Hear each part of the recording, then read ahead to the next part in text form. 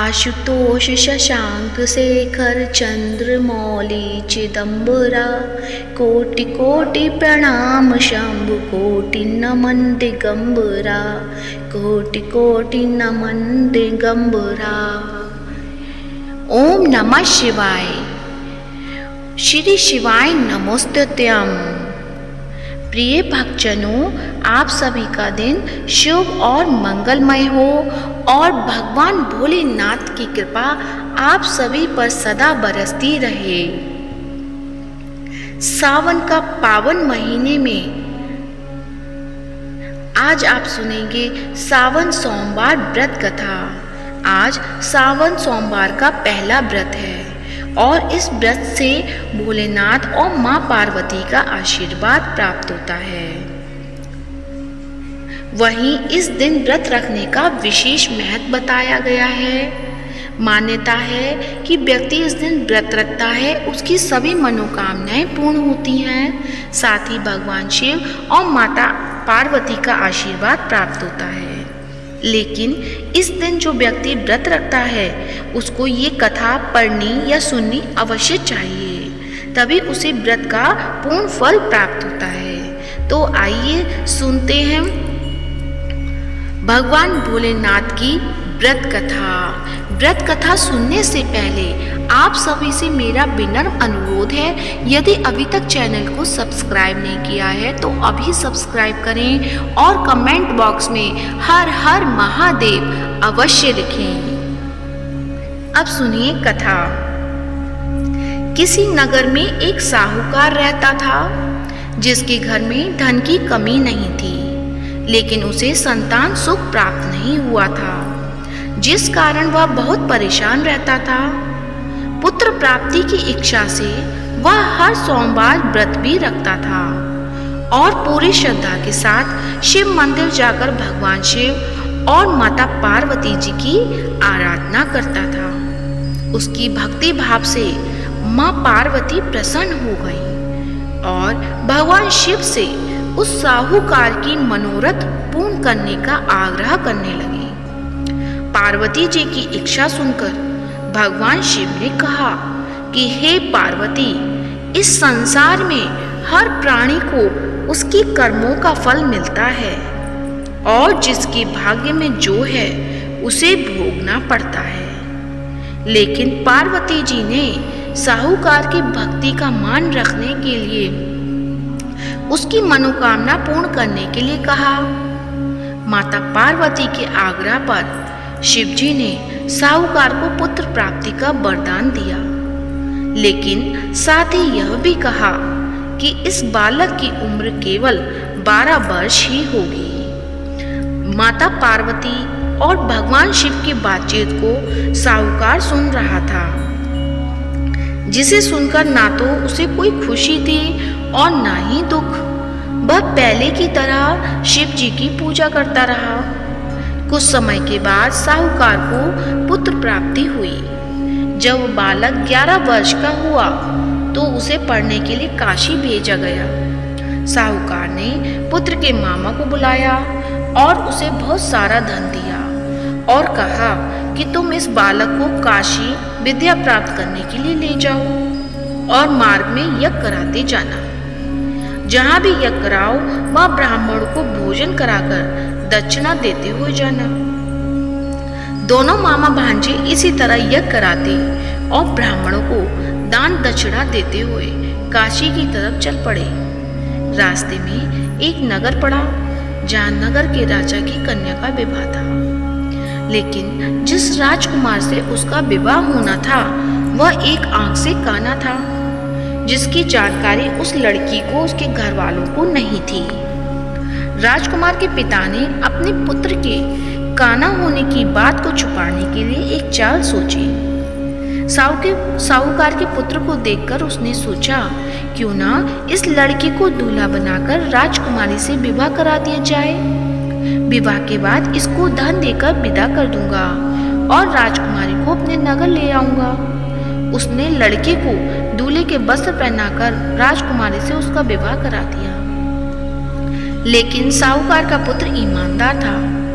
उसने मौका पाकर राजकुमार की चुन्नी पर लिख दिया कि तुम्हारा विवाह तो मेरे साथ हुआ है, लेकिन जिस राजकुमार के साथ तुम्हें भेजा जाएगा वह एक आंख से काना है। मैं तो काशी पढ़ने जा रहा हूँ। राजकुमारी ने चुन्नी पर लिखी बात अपने माता पिता को बताई। राजा ने अपनी पुत्री को विदा नहीं किया। दूसरी ओर साहूकार का लड़का और उसका मामा काशी पहुंचे और वहां जाकर उन्होंने यज्ञ किया।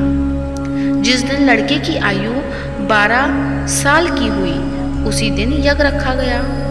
लड़के ने अपने मामा से कहा, मेरी तबीयत कुछ ठीक नहीं है। मामा ने कहा, तुम अंदर जाकर सो जाओ। शिव जी के वरदानुसार कुछ ही देर में उस बालक के प्राण निकल गए। मृत भांजी को देखकर उसके मामा ने विलाप शुरू किया। संयोगवश उसी समय शिव जी और माता पार्वती उधर से जा रहे थे। पार्वती ने भगवान शिव से कहा, स्वामी, मुझे इसके रोने का स्वर सहन नहीं हो रहा है। आप इस व्यक्ति के कष्ट को अवश्य दूर करें। जब शिव जी मृत बालक के समीप गए तो वो बोले कि यह उसी साहूकार का पुत्र है जिसे मैंने 12 वर्ष की आयु का वरदान दिया है। अब इसकी आयु पूरी हो चुकी है, लेकिन मातृभाव से विभोर माता पार्वती ने कहा कि हे महादेव, आप इस बालक को और आयु देने की कृपा करें, अन्यथा इसके वियोग में इसके माता पिता भी तड़प तड़प कर मर जाएंगे। माता पार्वती के आग्रह पर भगवान शिव ने उस लड़के को जीवित होने का वरदान दिया। शिव जी की कृपा से वह लड़का जीवित हो गया। शिक्षा समाप्त करके लड़का मामा के साथ अपने नगर को चल दिया। दोनों चलते हुए उसी नगर में पहुंचे जहां उसका विवाह हुआ था। उस नगर में भी उन्होंने यज्ञ का आयोजन किया। उस लड़की के ससुर ने उसे पहचान लिया और महल में ले जाकर उसकी खातिरदारी की और अपनी पुत्री को विदा किया। इधर साहूकार और उसकी पत्नी भूखे प्यासे रहकर बेटे के आने की प्रतीक्षा कर रहे थे। दोनों ने प्रण लिया था कि यदि उन्हें अपने बेटे की मृत्यु का समाचार मिला तो वह अपने शरीर त्याग देंगे, परंतु अपने बेटे के जीवित होने की बात सुनकर वह बेहद प्रसन्न हुए। उसी रात भगवान शिव ने व्यापारी के सपने में आकर कहा कि मैं तेरे सोमवार की व्रत करने और व्रत कथा सुनने से प्रसन्न होकर तेरे पुत्र को लंबी आयु प्रदान कर रहा हूँ। इसी प्रकार जो कोई सोमवार व्रत करता है या कथा सुनता है या दूसरों को सुनाता है, उसके सभी दुख दूर हो जाते हैं। तो प्रेम से बोलिए, श्री शिवाय नमस्तुभ्यं, हर हर महादेव। तो आइए अब सुनते हैं सावन के महीने में प्रतिदिन सुना जाने वाला श्री शिव चालीसा। तो प्रेम से बोलिए, शंकर भगवान की जय हो। श्री गणेश गिरजा सुवन मंगल मूल सुजान, कहत अयोध्या दास तुम देहु अभय वरदान। जय गिरिजापति दीन दयाला, सदा करत संतन प्रतिपाला। भाल चंद्रमा सोहत नीके, कानन कुंडल नाग फनी के। अंग गौर शिर गंग बहाए, मुंड माल तन झार लगाए। वस्त्र खाल बागंबर सोहे, छवि को देख नाग मुनि मोहे। मैना मातु की है दुलारी, बाम अंग सोहत छवि न्यारी। कर त्रिशूल सोहत छवि भारी, करत सदा शत्रुघ्न क्षयकारी। नंदी गणेश सोहित है कैसे, सागर मध्य कमल हैं जैसे। कार्तिक श्याम और गणराऊं, या छवि को कही जात न काऊं। देवन जब ही जाए पुकारा, तब ही दुख प्रभु आप निवारा। किया उपद्रव तारक भारी, देवन सब मिली तुम ही जुहारी। तुरत षडानन आप पठायूं, लवनी नेश महमारी गिरायूं। आप जलंधर असुर सहारा, सुयस तुम्हार विदित संसारा।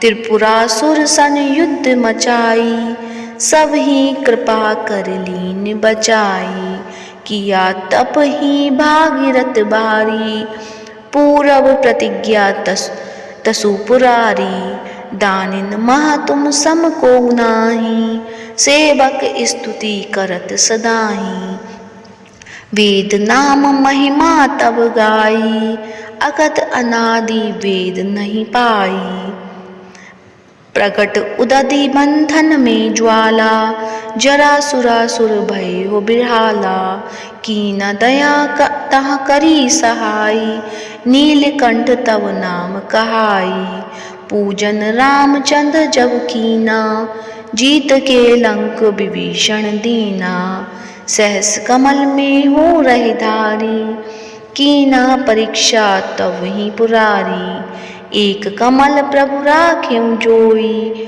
कमल नयन पूजन चह सोई, कठिन भक्ति देखी प्रभु शंकर, भय प्रसन्न दिए इक्षित वर, जय जय जय अनंत अविनाशी, करत कृपा सबके घटवासी, दुष्ट सकल नित मोहि सतावे, भ्रमत रहे मोहि चैन न आवे, त्राहि त्राहि मैं नाथ पुकारो, यही अवसर मोहि आन उबारो, ले त्रिशूल शत्रुघ्न को मारो, संकट से मोहि आन उपारो, मातु पिता भ्राता सब कोई, संकट में पूछत नहीं कोई, स्वामी एक है आस तुम्हारी, आए हरहु अब संकट वारी, धन निर्धन को देत सदाही, जो कोई जांचे वो फल पाई, स्तुति के ही विधि करो तुम्हारी, चमुनाथ अब चूक हमारी, संकट के नाशक, मंगल कारण विघ्न विनाशक, योगी यति मुनि ध्यान लगावे, नारद शारद शीश नवावे, नमो नमो जय नमो शिवाय, सुर ब्रह्मादिक पार पाए, जो यह पाठ करे मन लाई, तापर होते है शंभु सहाई, ऋनिया जो कोई हो अधिकारी, पाठ करे सो पावनहारी, पुत्रहीन कर इच्छा कोई, निश्चय शिव प्रसाद ते ही होई, पंडित त्रयोदशी को लावे, ध्यान पूर्वक होम करावे, त्रयोदशी व्रत करे हमेशा, तन नहीं ताके रहे कलेशा, धूप दीप नैवेद्य चढ़ावे, शंकर सम्मुख पाठ सुनावे, जन्म जन्म के पाप नसावे, अंतवास शिवपुर में पावे, कहे अयोध्या आस तुम्हारी, जानी सकल दुख हरहु हमारी, नित नेम कर प्रातः ही पाठ करो चालीसा, तुम मेरी मनोकामना पूर्ण करो जगदीश, मकसद छठी हेमंत ऋतु, संबत 64 जान, स्तुति चालीसा, शिव ही पूर्ण कीन कल्याण। तो प्रेम से बोलिए हर हर महादेव। तो आइए अब आप मेरे साथ मिलकर करें भगवान भोलेनाथ की आरती। व्रत कथा सुनने के बाद और शिव चालीसा सुनने के बाद हमें आरती करके समापन करना चाहिए। तो आइए सुनते हैं आरती। ओम जय शिव ओमकारा, स्वामी जय शिव ओमकारा, ब्रह्मा विष्णु सदाशिव अर्धांगी धारा। ओम जय शिव ओमकारा, एकानन चतुरानन पंचानन राजे, हंसानन गरुणासन ब्रजवाहन साजे। ओम जय शिव ओमकारा, दो भुज चार चतुर्भुज 10 भुज अति सोहे, तीनों रूप निरखता त्रिवन जन मोहे। ओम जय शिव ओमकारा, अक्षमाला वनमाला मुंडमाला धारी, चंदन मृगमद सोहे भोले शुभकारी। ओम जय शिव ओमकारा, श्वेतादिक प्रेतादिक ब्रह्मादिक अंगे स्वामी बागांबर अंगे करके माध्य कमंडलु चक्र त्रिशूल धरता ओम जय शिव ओमकारा ब्रह्मा विष्णु सदा शिव जानती अविवेका प्रणवाक्षर के मध्य ये तीनों एका ओम जय शिव ओमकारा। त्रिगुण स्वामी की आरती जो कोई जन गावे स्वामी प्रेम सहित गावे कहत शिवानंद स्वामी भजत हरि हरियामी मनवांछित फल पावे ओम जय शिव ओमकारा स्वामी ओम जय शिव ओमकारा स्वामी ओम जय शिव ओमकारा। तो प्रेम से बोलिए हर हर महादेव ओम नमः शिवाय। उम्मीद करती हूँ आज की कथा आपको अच्छी लगी होगी। अच्छी लगी है तो वीडियो को लाइक करें, शेयर करें और कमेंट बॉक्स में हर हर महादेव अवश्य लिखें। आप सभी का व्रत शुभ और फलदायक हो और भगवान भोलेनाथ की कृपा आप सभी पर सदैव बरसती रहे। धन्यवाद। हर हर महादेव।